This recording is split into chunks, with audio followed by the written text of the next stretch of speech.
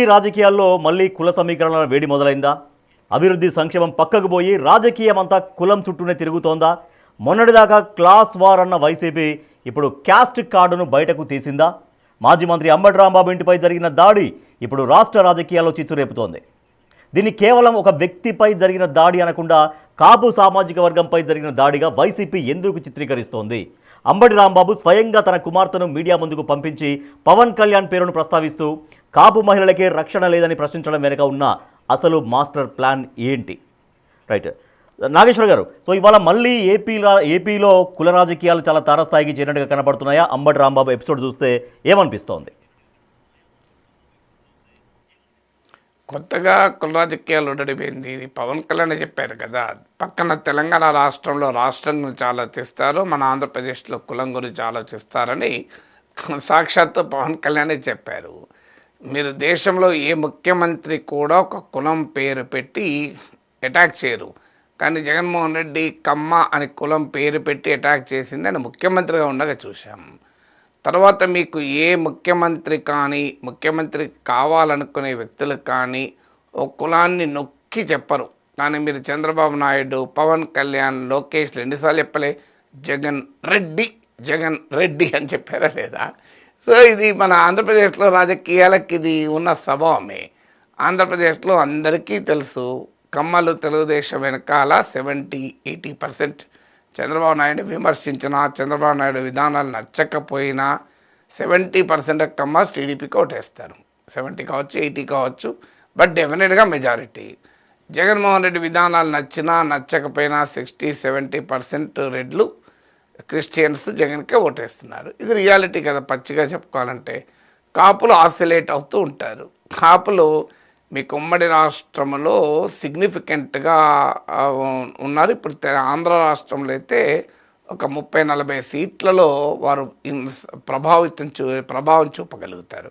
అందులో ఉమ్మడి గోదావరి జిల్లాలు, కొంతమేర కృష్ణా గుంటూరు జిల్లాలో కాపులు ఒక డామినేటింగ్. ఇక డిఫరెంట్ కాపు కేటగిరీస్గానే భావించే తూర్పు కాపు, ఒంటరి, బలిజ కులాలు కూడా తీసుకుంటే రాయలసీమ, ఉత్తరాంధ్రలో కూడా కాపులు ఒక ప్రధానమైన భాగం. దీనికి ఒక చారిత్రక పూర్వరంగం ఉంది. వంగవీటి మోహనరంగ హత్యతో కమ్మ కాపుల మధ్య విభేదాలు మొదలయ్యాయి. వంగవీటి రంగ ఎమర్జెన్సీ కాపు నాయకుడిగా ఎమర్జ్ కాలేదు, కానీ అదొక పొలిటికల్ టర్న్ కాస్త కాస్ట్ టర్న్ తీసుకొని అప్పటి నుంచి కమ్మ కాపు గ్యాప్ అనేది ఏర్పడింది. మీకు ప్రజారాజ్యం కమ్మాసు, రెడ్డీసు ఆంధ్రప్రదేశ్లో ముఖ్యమంత్రి పదవి పొందుతూ వచ్చారు. ఉమ్మడి రాష్ట్రంలో కూడా మీరు చూస్తే అత్యధిక మంది సీఎంలు కమ్మ లేదా రెడ్డి. మీకు వేరే కాపు కమ్యూనిటీ అతను, బ్రాహ్మణ్, ఇంకా ఇతర కమ్యూనిటీల అతను సీఎంలు అయింది చాలా అరుదు. కాపు అయితే నాకు గుర్తున్నంత వరకు ఎవరు కాలేదనుకుంటాను. ఇతర కమ్యూనిటీలు కూడా చాలా అరుదు. అత్యధిక మంది సీఎంలు 2 కులాలకు చెందిన వారే ఎలక్ట్ అవుతూ వచ్చారు. సో న్యూమరికల్గా స్ట్రాంగ్ ఉండి కూడా అనేక నియోజకవర్గాల్లో ప్రభావం చూపెట్టగలిగే సత్తా ఉండి కూడా రాజ్యాధికారంలో మాకు ఆ సముచిత వాటా లేదు అన్న ఆవేదన కాపుల్లో ఉంది. మన దేశంలో మన పార్లమెంటరీ డెమోక్రసీ కాస్త ప్రైమ్ మినిస్టీరియల్ గవర్నమెంట్గా, చీఫ్ మినిస్టీరియల్ గవర్నమెంట్గా మారిపోయినాక రాజ్యాధికారం అంటే మంత్రి పదవులు కాదు, ఎమ్మెల్యేలు కాదు, ఎంపీలు కాదు. రాజ్యాధికారం అంటే ముఖ్యమంత్రి పదవే రాజ్యాధికారం. సో ఆ ముఖ్యమంత్రి పదవి మాకెందుకు రాదు అన్న భావన కాపుల్లో పెరుగుతూ వచ్చింది. వాస్తవంగా కాంగ్రెస్ పార్టీ అధికారంలో ఉన్నంత కాలం కమ్మాస్ కూడా ఇలాగే ఏలినేట్ అయ్యారు, ఎందుకంటే కాంగ్రెస్లో ఉన్న రెడ్డి డామినేషన్ వల్ల.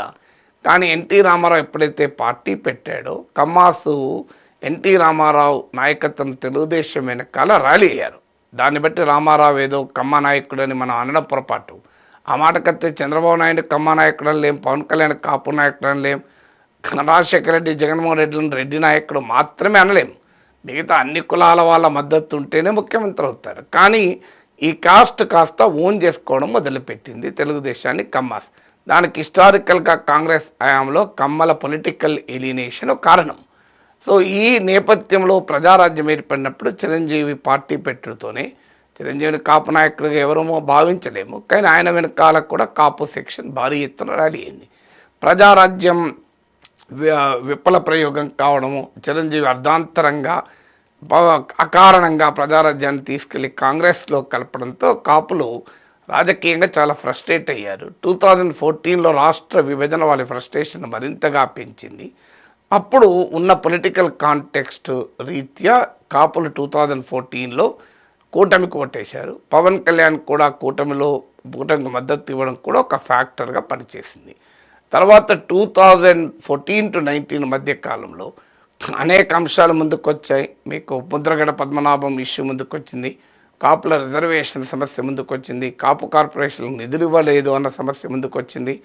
సో అందువల్ల ఈ ఫ్యాక్టర్స్ అన్నీ కలిస్తాయి. పవన్ కళ్యాణ్ టీడీపీకి దూరం అయ్యాడు. 2019లో విడిగా పోటీ చేశాడు. దీంతో కాపుల ఓటు వైసీపీకి షిఫ్ట్ అయింది 2019లో. 2024లో మళ్ళీ పవన్ కళ్యాణ్ గేమ్ చేంజర్గా ఆంధ్ర రాజకీయాల్లో ఎమర్జ్ కావడము, వైసీపీ వ్యతిరేక శక్తుల ఐక్యతకు పవన్ కళ్యాణ్ చేసిన కృషి, అందులో ఆయన ఇరుసులాగా పనిచేయడము, టీడీపీ జనసేనల కలయిక, చంద్రబాబు పవన్ కళ్యాణ్ల కలయిక ఒక అన్నేచురల్ సోషల్ కోalition ఆంధ్రప్రదేశ్లో ప్రవేశపెట్టింది. అసహజ సామాజిక సంకీర్ణం కమ్మాసు కాపుస్ మధ్య.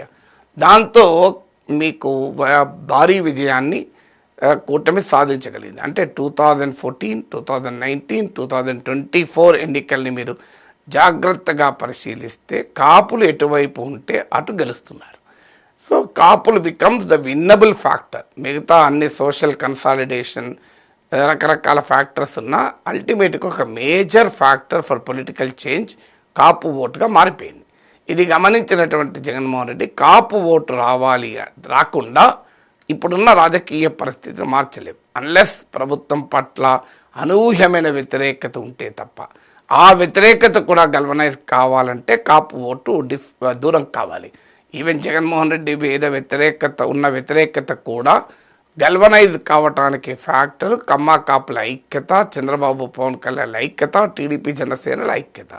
సో అందువల్ల కాపు కార్డు ఖచ్చితంగా జగన్మోహన్ ప్రయోగిస్తున్నాడు. అందుకే మీకు అంబటి రాంబాబుపై దాడి జరిగిన వెంటనే దాన్ని కాపులపై దాడిగా దాన్ని రూపొందించేటువంటి దానికి ఒక కలర్ ఇచ్చేటువంటి ప్రయత్నం వైసీపీ చేస్తుంది. దానికి హిస్టారికల్గా ముద్రగడపై దాడి ఇవన్నీ కూడా తీసుకుంటున్నారు.